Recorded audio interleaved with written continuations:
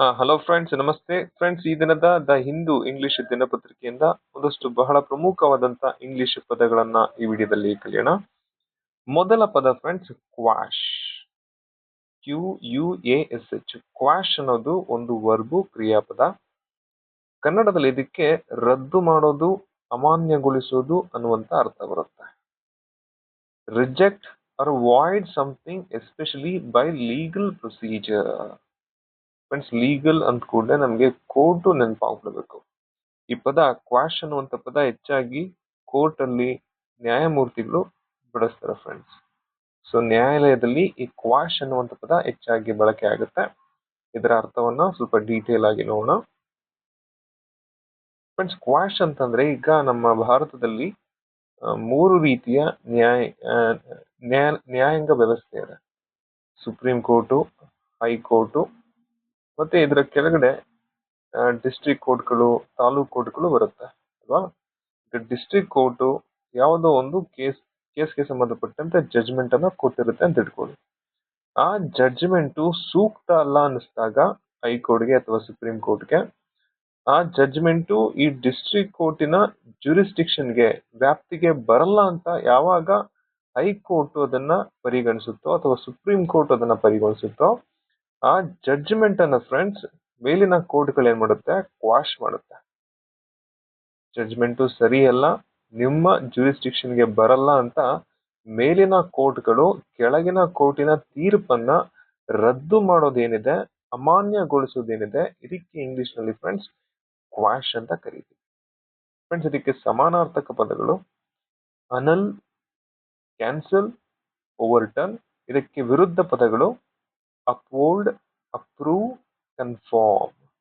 ಉದಾಹರಣೆಗೆ ಫ್ರೆಂಡ್ಸ್, ನ್ಯಾಯಾಲಯ ತೀರ್ಪನ್ನ ರದ್ದು ಮಾಡಿತು ಅಂತ ನ್ಯೂಸ್ ಪೇಪರ್ ಅಲ್ಲಿ ಬಂದ್ರೆ ಇಂಗ್ಲಿಷ್ ನ್ಯೂಸ್ ಪೇಪರ್ ಇದನ್ನ ದಿ ಕೋರ್ಟ್ ಕ್ವಾಶ್ಡ್ ದ ವರ್ಡಿಕ್ಟ್. ತೀರ್ಪಿಗೆ ಇಂಗ್ಲಿಷ್ ನಲ್ಲಿ ವರ್ಡಿಕ್ಟ್ ಅಂತ ಕರಿತೀವಿ.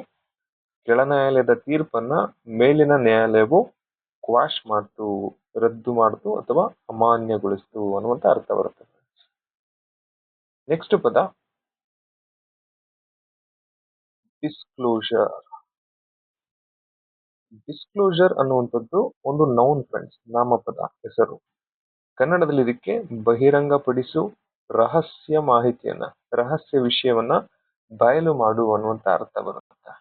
ಫ್ರೆಂಡ್ಸ್, ಅರ್ಥ ಮಾಡ್ಕೊಳ್ಳಿ. ಸರ್ಕಾರಕ್ಕೆ ಸಂಬಂಧಪಟ್ಟಂತೆ, ಒಂದು ಕಂಪನಿಗೆ, ಒಬ್ಬ ವ್ಯಕ್ತಿಗೆ ಸಂಬಂಧಪಟ್ಟಂತಹ ಸೀಕ್ರೆಟ್ ಇನ್ಫಾರ್ಮೇಶನ್ ಅನ್ನ, ಕಾನ್ಫಿಡೆನ್ಷಿಯಲ್ ಇನ್ಫಾರ್ಮೇಶನ್ ಅನ್ನ, ಇನ್ಫಾರ್ಮೇಶನ್ ಮೊದಲು ಲಾಕ್ ಆಗಿತ್ತು, ಸೀಕ್ರೆಟ್ ಆಗಿತ್ತು, ಕಾನ್ಫಿಡೆನ್ಷಿಯಲ್ ಆಗಿತ್ತು. ಅಂತಹ ಮಾಹಿತಿಯನ್ನ ಜನರಿಗೆ ಗೊತ್ತಾಗುವಂತೆ ಲೀಕ್ ಮಾಡೋದೇನಿದೆ ಅದಕ್ಕೆ ಫ್ರೆಂಡ್ಸ್ ಇಂಗ್ಲಿಷ್ ನಲ್ಲಿ ಡಿಸ್ಕ್ಲೋಷರ್ ಅಂತ ಕರಿತೀವಿ. ಸಮಾನಾರ್ಥಕ ಪದಗಳು ರಿವಿಲೇಷನ್, ಎಕ್ಸ್ಪೋಜರ್, ಅನೌನ್ಸ್ಮೆಂಟ್. ವಿರುದ್ಧ ಪದಗಳು ಇದಕ್ಕೆ ಕನ್ಸೀಲ್ಮೆಂಟ್, ಸೀಕ್ರೆಸಿ, ಹೈಡಿಂಗ್ ಅಂತ ಕರಿಬಹುದು. ಉದಾಹರಣೆಗೆ, ಕಂಪನಿ ರಹಸ್ಯ ಮಾಹಿತಿಯನ್ನ ಬಹಿರಂಗ ಪಡಿಸ್ತು, ಕಂಪನಿಯ ರಹಸ್ಯ ಮಾಹಿತಿಯನ್ನ ಬಹಿರಂಗ ಪಡಿಸಲಾಯಿತು. The company's confidential information, confidential ಅಂತಂದ್ರೆ ರಹಸ್ಯ, ವಾಸ್ ಡಿಸ್ಕ್ಲೋಸ್ಡ್, ರಹಸ್ಯ ಮಾಹಿತಿಯನ್ನ ಬಹಿರಂಗ ಪಡಿಸಲಾಯಿತು ಅನ್ನುವಂತ ಅರ್ಥ ಬರುತ್ತೆ. ಫ್ರೆಂಡ್ಸ್, ಡಿಸ್ಕ್ಲೋಷರ್ ಅಂತಂದ್ರೆ ರಹಸ್ಯ ಮಾಹಿತಿಯನ್ನ, ಸೀಕ್ರೆಟ್ ಇನ್ಫಾರ್ಮೇಶನ್ ಅನ್ನ ಜನರಿಗೆ ಗೊತ್ತಾಗುವಂತೆ ಬಹಿರಂಗ ಮಾಡೋದು. ನೆಕ್ಸ್ಟ್ ಪದ ಔಟ್ರೇಜ್. ಇದು ಕೂಡ ನೌನ್ ಫ್ರೆಂಡ್ಸ್, ನಾಮಪದ. ಕನ್ನಡದಲ್ಲಿ ಇದಕ್ಕೆ ಆಕ್ರೋಶ, ಕೋಪ ಅನ್ನುವಂತ ಅರ್ಥ ಬರುತ್ತೆ. ಸ್ಟ್ರಾಂಗ್ ಹ್ಯಾಂಗರ್ಗೆ, ಶಾಕ್ಗೆ ಅಥವಾ ಇಂಡಿಗ್ನೇಷನ್ಗೆ ಇಂಗ್ಲಿಷ್ ನಲ್ಲಿ ಔಟ್ರೇಜ್ ಅಂತ ಕರಿತೀವಿ. ಇದಕ್ಕೆ ವಿರುದ್ಧ ಪದಗಳು, ಸಮಾನಾರ್ಥಕ ಪದಗಳು ಫ್ಯೂರಿ, ಇಂಡಿಗ್ನೇಷನ್, ರಿಸೆಂಟ್ಮೆಂಟ್. ಇದಕ್ಕೆ ವಿರುದ್ಧ ಪದಗಳು ಕಾಮ್ ಆಗಿ, ಕೂಲ್ ಆಗಿ ಇರೋದು, ಸ್ಯಾಟಿಸ್ಫ್ಯಾಕ್ಷನ್, ಕಂಟೈನ್ಮೆಂಟ್, ತೃಪ್ತಿಯಿಂದ ಇರೋದು. ಇದನ್ನ ಒಂದು ಉದಾಹರಣೆಯಾಗಿ ಬಳಸೋದಾದ್ರೆ ಅವಘಡ. ಫ್ರೆಂಡ್ಸ್, ಮಧ್ಯಪ್ರದೇಶದ ಭೋಪಾಲ್ ಅನ್ನುವಂತಹ ಒಂದು ಫ್ಯಾಕ್ಟರಿಯಲ್ಲಿ, ಕೆಮಿಕಲ್ ಅನ್ನು ಉತ್ಪಾದಿಸಿದಂತಹ ಒಂದು ಫ್ಯಾಕ್ಟರಿಯಲ್ಲಿ ಒಂದು ಗ್ಯಾಸು ಲೀಕ್ ಆಗೋದಕ್ಕೆ ಸ್ಟಾರ್ಟ್ ಆಯ್ತು. ಯಾವಾಗ? ಮಧ್ಯರಾತ್ರಿಯಲ್ಲಿ, ಬಡ ಲೇಬರ್ಸ್ ಮಲಗಿದ್ದಾಗ. ಈ ರೀತಿ ಲೀಕ್ ಆಗಿದ್ರಿಂದ ಅನೇಕ ಜನರು ಫ್ರೆಂಡ್ಸ್ ಸಾವನ್ನ ಅಪ್ತಾರೆ. ಅನೇಕ ಲೇಬರರ್ಗಳ ಸಾವಾಗುತ್ತೆ. ಈ ಸಾವು ಫ್ರೆಂಡ್ಸ್ ಇದಕ್ಕೆ ಕಾರಣ, ಈ ರೀತಿ ಲೀಕ್ ಆಗೋದಕ್ಕೆ ಮೇನ್ ಕಾರಣ ಕಂಪನಿಯ ನಿರ್ಲಕ್ಷ್ಯ.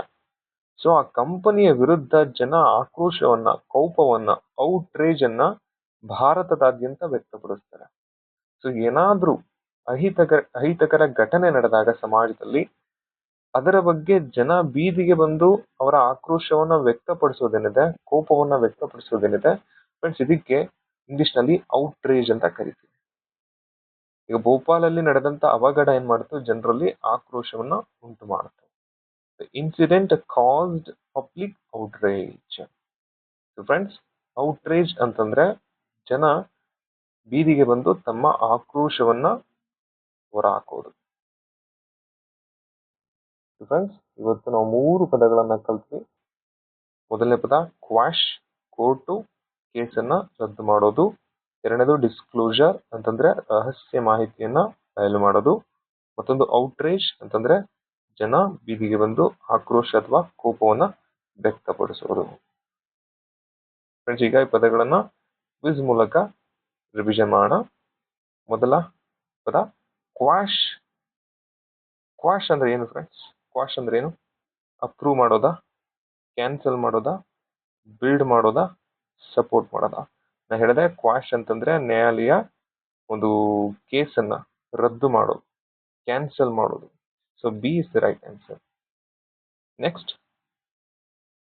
ಕಂಪನಿ ರಹಸ್ಯ ಮಾಹಿತಿಯನ್ನ ಡ್ಯಾಶ್ ಮಾಡಲಾಯಿತು. ಫ್ರೆಂಡ್ಸ್, ಇದಕ್ಕೆ ಸರಿಯಾದ ಉತ್ತರ ಕ್ವಾಶ್ಡ, ಡಿಸ್ಕ್ಲೋಸ್ಡ, ಔಟ್ರೇಜ್ಡ, ಕ್ಯಾನ್ಸಲ್ಡ. ಫ್ರೆಂಡ್ಸ್, ನಾ ಹೇಳಿದೆ ಡಿಸ್ಕ್ಲೋಜರ್ ಅಂತಂದ್ರೆ ರಹಸ್ಯ ಮಾಹಿತಿಯನ್ನ ಬಹಿರಂಗಪಡಿಸೋದು. So B is the right answer. ಕಡೆಯ ಪ್ರಶ್ನೆ ಫ್ರೆಂಡ್ಸ್, ಇದನ್ನ ಪ್ಲೀಸ್ ನಿಮ್ಮ ಕಾಮೆಂಟ್ ಸೆಕ್ಷನ್ ಅಲ್ಲಿ ನಿಮ್ಮ ಉತ್ತರವನ್ನ ಹಾಕಿ. ವಿಚ್ ಸಿಚುವೇಶನ್, ಯಾವ ಸನ್ನಿವೇಶ ಶೋಸ್ ಔಟ್ರೇಜ್? ಸೊ ಇಲ್ಲಿ ಔಟ್ರೇಜ್ ಪದದ ಬಗ್ಗೆ ಕ್ವಿಜ್ ಇದೆ. Option A, people dancing in a festival. Outrage ಅಂದ್ರೆ ಏನು? People dancing in a festival, citizen protesting against corruption, children playing in the park, students clapping for a teacher. ಈ 4 options ಅಲ್ಲಿ ಸರಿಯಾದ ಉತ್ತರ ಯಾವುದು ಅಂತ ಪ್ಲೀಸ್ ಕಾಮೆಂಟ್ ಸೆಕ್ಷನ್ ಅಲ್ಲಿ ಹಾಕಿ ಅಂತ ಹೇಳ್ತಾ, ಥ್ಯಾಂಕ್ ಯು ಫ್ರೆಂಡ್ಸ್.